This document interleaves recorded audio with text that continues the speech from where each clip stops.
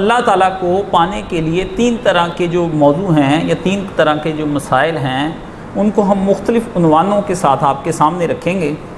معرفت، جس کی وجہ سے ہمیں پھر معرفت خدا حاصل ہوگی، تو پہلی چیز جو ہے خدا جوئی ہے، اور دوسری چیز جو ہے خدا یابی ہے، اور تیسری خدا شناسی ہے۔ خدا جوئی کیا ہے کہ معرفت خدا کے لیے اپنے فطری جذبوں کی طرف جو ہے وہ نکلنا، تو خدا کو تلاش کرنا۔ خدا جوئی کا مطلب ہے خدا کو تلاش کرنا۔ تو خدا کو تلاش کرنے کے لیے فطری طور پر ہمارے اندر ایک جذبہ ہے کہ ہم اللہ کو تلاش کریں۔ ہم کون ہیں، ہم کہاں سے آئے ہیں، کس نے ہمیں پیدا کیا۔ یہ عموماً ایک دہریے کو سوال پیش آتے ہیں، اور ایک مسلم کو بھی آنے چاہیے۔ اگر ایک مسلم نہیں ان سوالوں کے بارے میں غور کرتا اور نہیں سوچتا ان کے، تو وہ بھی دہریے کی طرح کا ہی ہے، کیونکہ اس کے ایمان کا دار و مدار جو ہے وہ خدا کی جستجو پر ہے۔ اگر آدمی اپنے دل کے اندر خدا کی جستجو نہیں پاتا، اور اپنے دل کے اندر وہ اللہ رب العزت کی تلاش نہیں پاتا، اپنے رب کو ڈھونڈتا نہیں ہے، تو وہ آدمی ابھی تک اپنے ایمان میں کامل نہیں ہوا۔ اس نے ابھی وراثتاً ایمان تو لے لیا ہے نسلاً، لیکن اس نے ابھی تک اصلی مسلمان کی طرف کا سفر شروع نہیں کیا ہے۔ تو سب سے پہلی چیز جو ہے وہ خدا جوئی ہے۔ اگر انسان اس بات خدا جوئی کی طرف چل پڑے، پھر سارے مسائل، پھر تو بات بنتی ہے۔ اگر آدمی اس قدر ڈفر ہو جائے کہ کھائے پیے اور جانور کی طرح کی زندگی بسر کر کے مر جائے، اور بچے جنے گھر بنائے، یہ سارے کام جانور کرتے ہیں، لیکن آدمی کا جانوروں سے افضل ہونا یا اس سے کچھ برتر ہونا کوئی چیز کا تقاضا کرتی ہے۔ یہ ساری چیزیں کہ آدمی کسی کی تلاش میں اپنے مالک کو تو پہچانے کہ میں کیسے آیا ہوں۔ یہ تو سارے کام کائنات کی چیزیں پیدا کر رہی ہیں۔ جتنی بھی مخلوقات آپ دیکھتے ہیں کہ وہ حیوان ہوں، وہ وحوش ہوں، طیور ہوں، وہ یہی بچے پیدا کرتے ہیں، گھر بناتے ہیں، ڈیفنس بھی کرتے ہیں۔ اگر ان کے جانوروں کے اوپر کوئی، ان کے بچوں کے اوپر حملہ آور ہو جاتا ہے تو وہ لڑتے ہیں، لڑنے لڑانے پر آ جاتے ہیں۔ اور اگر ان کے بچے مر جائیں وہ سیڈ بھی ہوتے ہیں، اور اگر انہیں اچھا چارہ کھلایا جائے تو وہ خوشحال بھی ہوتے ہیں، نہال بھی ہوتے ہیں، سب کیفیات اس پر گزرتی ہیں۔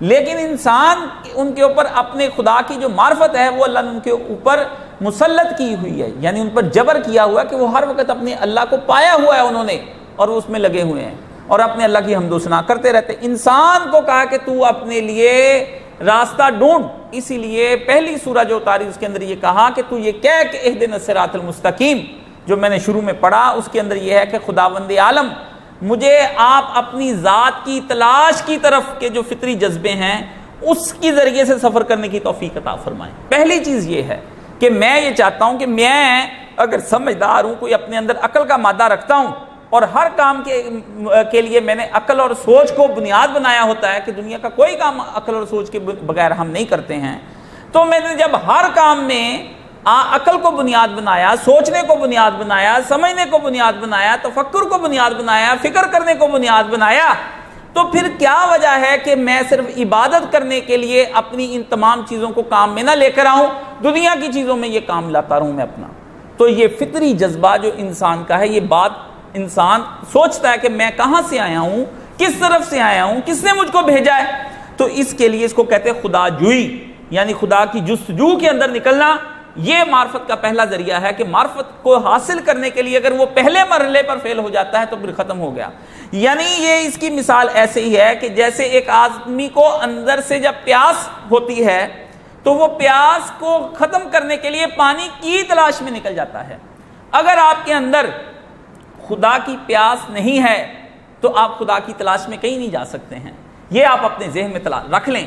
اگر آپ کے اندر پانی کی پیاس ہے، اور جان لیوا پیاس، اس کے بارے میں بھی یہ آپ اپنا ساتھ رکھ لیں کہ جان لیوا پیاس چاہیے آپ کو، جان لیوا پیاس، کہ اگر یہ پیاس نہ مٹی تو میں مر جاؤں گا، میں ختم ہو جاؤں گا، میری زندگی تباہ ہو جائے گی، میں جانوروں کی طرح کی زندگی بسر کرنے لگوں گا۔ اگر یہ پیاس جان لیوا حد تک نہیں ایک مومن کے اندر بیدار ہوئی اور ایک انسان کے اندر نہیں بیدار ہوئی، تو دونوں ایک جیسے ہیں اور دونوں ڈفر ہیں اور دونوں جانور ہیں، ان کی زندگی کا کوئی جینے کا فائدہ نہیں۔ اگر وہ کہتا ہے ایک پیاس تو ہے، جیسے آپ کو ایک پیاس ہو تو آپ وہ پیاس جو ہے وہ اس قسم کی پیاس ہو کہ اچھا کچھ دیر کے بعد پانی پی لیتے ہیں، یا جیسے روزے کے کھلنے کا آپ کو اہتمام ہوتا ہے، پیاس تو لگی ہوتی ہے لیکن آپ کہتے ہیں کہ مغرب کے وقت میں جا کر کے پانی پی لوں گا۔ یہ جان لیوا پیاس نہیں ہوتی ہے، یہ ایک پیاس ہوتی ہے جو اپنی ایک وقتی طور پر آپ کے اندر جاگتی ہے، اور جب آپ پانی پی لیتے ہیں تو ختم ہو جاتی ہے۔ لیکن جان لیوا پیاس یہ ہوتی ہے کہ اگر میں نے یہ نہ پیا تو میں مر جاؤں گا. اور آپ میں سے اکثر روزہ رکھ کر یہ نہیں سمجھتے کھول کر کے اگر میں پانی نہ پیتا تو میں مر جاؤں گا، بلکہ وصال کے جو روزے رکھتے ہیں وہ تو لمبے لمبے روزے رکھتے ہیں. تو انسان کے اندر کی جو پیاس ہے جب تک وہ بیدار نہیں ہوتی اتنی دیر تک معرفت خدا اس کو حاصل نہیں ہو سکتی، وہ منزلیں طے نہیں کر پائے گا کسی صورت میں. اہدنا الصراط المستقیم کا جو معنی ہے وہ صرف یہی نہیں کہ دکھا، بلکہ فرمایا کہ مجھے راستہ دکھا، چلا، چلنے کے بعد گر پڑوں تو دوبارہ اٹھا اور جنت میں پہنچا. یہ 4 معنی اہدنا کے اندر ہیں.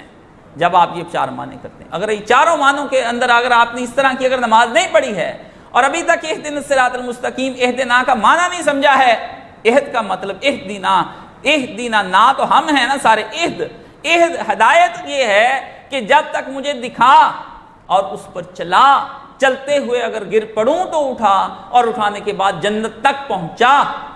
یہ ہے جنت تک پہنچانا کا. اگر یہ جنت تک پہنچ جانا ہی اس کی معرفت ہے، کیونکہ جنت اس کی معرفت کی مادی دلیل ہے. یعنی اگر وہ آپ چاہتے ہیں کہ ہمیں پتہ چلے کہ اللہ ہم سے راضی ہو گیا ہے، مطلب میں آپ سے راضی ہو جاؤں اور اس کے بعد کچھ آپ کو نہ دوں، نہ کچھ کروں آپ کے ضمن میں اور آپ کے حق میں، تو آپ میری رضا کو جاننے کا اور جانچنے کا آپ کے پاس کوئی پیمانہ نہیں ہے، کوئی کسوٹی نہیں ہے. کوئی چیز ایسی ہونی چاہیے کہ میں آپ کی طرف مسکرا کر دیکھوں. اب خدا نظر آنے سے تو رہا، وہ مسکرانا ہے اس کا کہاں سے؟ میں آپ کے سر پر ہاتھ دستے شفقت پھیروں، اب خدا آپ کے اوپر دستے شفقت پھیرنے سے تو رہا کہ وہ آ کے سامنے آیا اور بچے کی طرح آپ کو پیار کرے، آپ کو میں اپنے سینے سے لگا لوں. یہ تو اس کے لیے اللہ رب العزت نے پھر یہ ایک طریقہ کار اپنایا کہ بندے کو کوئی مادی چیز چاہیے، ایسی مادی چیز چاہیے جو دراصل اس کی ضرورتوں کو بھی پورا کرتی ہو اور وہ ان ضرورتوں کا محتاج بھی ہو. آپ ضرورتوں کے محتاج ہیں. جنت میں ہر وہ چیز ہے جو آپ کی ضرورت ہے اور آپ ان ضرورتوں کے محتاج ہیں. اگر آپ جینا چاہتے ہیں 1000 سال تو آپ کے لیے وہ چیزیں بھی ایسی 1000 سال کے لیے رہنی چاہیے کہ وہ چیزیں بھی اتنی دیر ہی جئیں.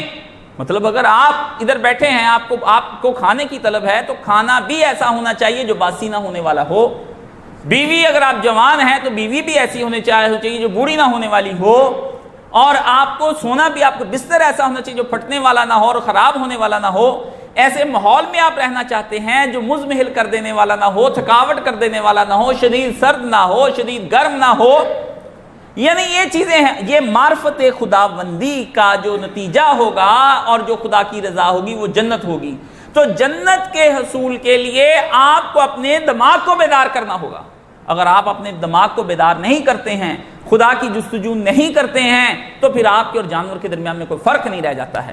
خدا کی معرفت اندر کی ایک پیاس ہونی چاہیے. اگر آپ کے اندر پیاس نہیں جگی ہے اور آپ کانوں کی لذت کے لیے مولاناؤں کو سنتے ہیں اور ادھر ادھر دین کی باتیں سنتے ہیں، تو آپ کبھی بھی اللہ کی صحیح عبادت نہیں کر سکیں گے. خدا کی عبادت بے معنی رہ جائے گی. کبھی آپ کو ذکر کے اندر لطف نہیں آئے گا. نماز آپ کی بے مزہ ہو جائے گی اور حج کرنے کے بعد آپ ویسے کے واسطے وہاں کے شیطان کو مارے ہوئے کنکر، آپ دراصل اپنے آپ کو دوبارہ سے ایک نیا شیطان پیدا کر کے، وہ تو مر جائے گا آپ کے کنکروں سے، لیکن آپ جیتے جاگتے شیطان بن کر آئیں گے. روزے آپ کو کچھ فائدہ نہیں دیں گے. جتنی مرضی اولیاء اللہ کی صحبتوں میں آپ بیٹھ جائیں کوئی فائدہ نہیں ہوگا. صحبت اولیاء بھی جو ہے وہ اسی واسطے ہے کہ معرفت خداوندی حاصل ہو. اس واسطے نہیں ہے کہ اولیاء کی صحبت میں بیٹھ کر آپ ان کی پوجا کرنے لگ جائیں، آپ ان کے ہاتھ پاؤں چومنے لگ جائیں، آپ ان کے سامنے سجدے ریزیاں ہوں، آپ اپنی تمام حاجتیں ان کے سامنے بیان کرنے لگ جائیں. صحبت اولیاء کا یہ قطعاً مقصد نہیں ہے. نہ قبور اولیاء و انبیاء کی مسجدوں کی قبروں کا یہ مقصد ہے کہ وہ دنیا کے اندر موجود ہیں. رسول کی قبر اس وقت دنیا میں جو موجود ہے وہ سجدے کے لیے موجود نہیں ہے. پیغمبر کی جو قبر اس وقت دنیا کے اندر موجود اور سامنے ہے وہ اس وجہ سے نہیں کہ آپ حاجتیں مانگیں، دعائیں مانگیں، التجائیں جا کر کریں، بلکہ وہ اس لیے دنیا کے اندر موجود ہے کہ ایک معرفت حق رکھنے والا خداوند عالم کا معرفت حق جس کو خدا نے عطا فرمائی، اور معرفت حق نہ صرف رکھی بلکہ بانٹی، اور بحکم خدا بانٹی، اپنی مرضی سے نہیں بانٹی. اللہ نے کہا یہ جو کچھ معرفت تم کو دے رہا ہے وما ينطق عن الهوى، یہ اپنی خواہش نفس سے نہیں بول رہا. ہم نے اس کو کہا کہ ان کو معرفت دو. یہ ہے مقاصد اپنے صالحین کے پاس بیٹھنے کے، علماء کے پاس بیٹھنے کے.